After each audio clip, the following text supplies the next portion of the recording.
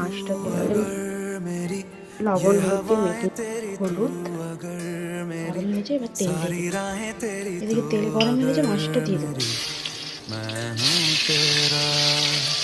এদিকে মাছটা ভাজা হয়ে গেছে, এদিকে আমাদের মাছটা ভাজা হয়ে গেছে। এবার একটু পাঁচফোড়ন দিয়ে দিলাম আর পেঁয়াজটা দিয়ে দিলাম।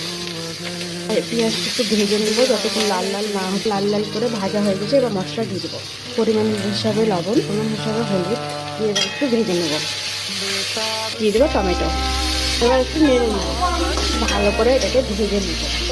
ভাজা হয়ে গেছে, ভাজা হয়ে গেছে, জলটা দিয়ে দেবো। একটু নেড়ে নেবো, দিয়ে একটু ফুটানো ফুটবে, দিয়ে মাছটা দিয়ে দেবো। এবার ভেজে রাখা মাছটা এক এক করে ঝোলের মধ্যে দিয়ে দেবো। এবার মাছটা একটু ফুটে তুলে নেবো। আমার মাছ রেডি, যে ঝোলটা কমপ্লিট। কেমন লাগলো আমার রেসিপিটা সবাই জানাবেন কমেন্টে। বাই।